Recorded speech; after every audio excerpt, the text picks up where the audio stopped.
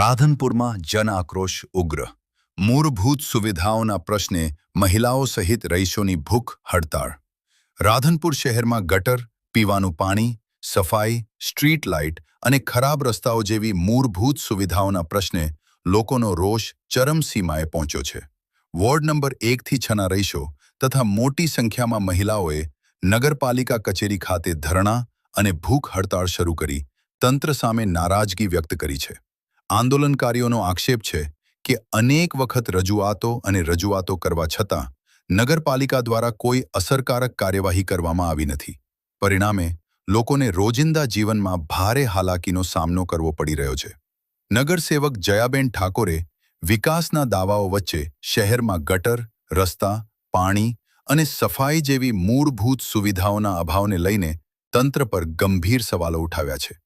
ભૂખ હડતાળ દરમિયાન એક મહિલાની તબિયત અચાનક બગડતા 108 એમ્બ્યુલન્સની મદદ લેવી પડી હતી. પ્રાથમિક સારવાર બાદ મહિલાને વધુ સારવાર માટે પાટણ ખસેડવામાં આવી હોવાનું જાણવા મળ્યું છે. આંદોલનકારીઓએ સ્પષ્ટ ચેતવણી આપી છે કે જ્યાં સુધી પ્રશ્નોનો કાયમી ઉકેલ નહીં આવે ત્યાં સુધી તેમની લડત ચાલુ રહેશે. જરૂર પડશે તો વધુ ઉગ્ર આંદોલનનો માર્ગ પણ અપનાવવામાં આવશે. હાલ સમગ્ર ઘટનાક્રમે રાધનપુર શહેરમાં ભારે ચર્ચા જગાવી છે અને હવે નગરપાલિકા તંત્ર શું પગલાં ભરે છે તેના પર સૌની નજર મંડાઈ છે. મારો અવાજ ન્યૂઝ. અધિકારી તરીકે અને આ પ્રજાના ટેક્સના પૈસાનો પગાર લે છે બેન, છતાં પ્રજાને સાંભળવા ન રહ્યા અને ભાગી ગયા. તો પછી અમે પ્રાંત અધિકારી જોડે રજૂઆત કરવા માટે આવ્યા છીએ. સવારના 11 વાગ્યાના કોઈએ ખાધું પીધું નથી. આમના અહીંયા ભૂખ્યા તરસા બેઠા છીએ. આ બેન બીપીના પેશન્ટ છે, એમને ચક્કર આવી રહ્યા છે અત્યારે, છતાં કોઈ પણ તંત્રનો સત્તાધિકારી કે અધિકારી કોઈ અહીંયા હાજરમાં નથી.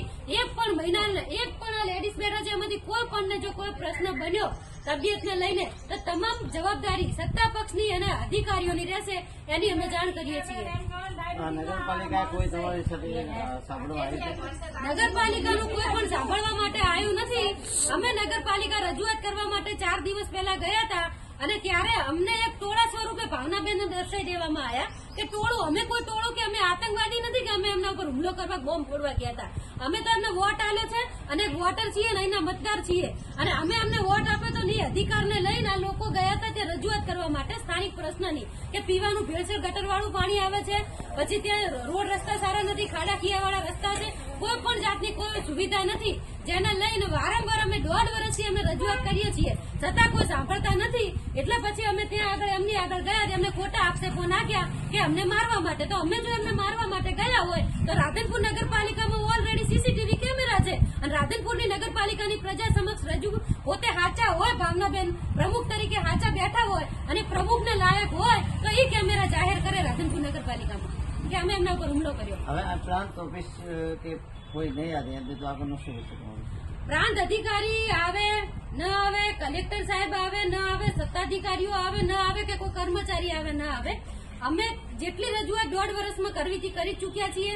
આવેદન આપવાની વાત કરે છે અત્યારે કે તમે આવેદન આપી દો. આવેદન તો તમે તમારા ટેબલમાં મૂકી દો છો, તો આવેદન અમારે આપીને શું કરવાનો? કોઈ મતલબ નથી. એટલે અમે અહીંયા સવારના અંજળ ત્યાગી અને ધરણા ઉપર અમે અહીંયા બેઠા છીએ. એટલે અમારો સતત આ ધરણાનો પ્રોગ્રામ આજે નહીં, કાયમી જ્યાં સુધી અમારો જીવ, અમારો શ્વાસ અંજળ વગર ચાલે છે ત્યાં સુધી અમારે ધરણા ચાલુ રહેશે. અમને બાહેધરી ના આપે ત્યાં સુધી.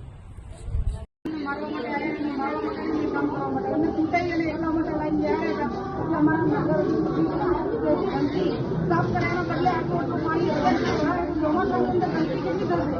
ચોમાસાની અંદર રહેવાનું કેવી તકલીફ પડશે? અત્યારે જો પાણી ખાલી છોડે છે તો એમને ગટરનું પાણી ભેટતું આવે, ઓછું પાણી આવતું જ નથી. બરાબર અંદર જે કોઈ માણસ ચાલી નીકળવું હોય ને એનું તકલીફ પડશે. રિક્ષાવાળાને કોઈ બીમાર પડે કે એમની હાલતની અંદર મુશ્કેલી એટલી પડી રહી છે. નગરપાલિકાના ચીફ ઓફિસર અને સત્તાધિકારીઓ ભાગી ગયા છે. હવે અમે રાધનપુર નગરપાલિકાના પ્રાંત ઓફિસર જોડે જવાબ માંગવા જઈએ છીએ અને એ પણ જવાબ ના આપે તો અમે ત્યાં પણ બેસી રહેવાના છીએ. અત્યારે બધા તમે તૈયાર છો? ચાલો આપણે પ્રાંત ઓફિસર જોડે હવે બધા જઈએ.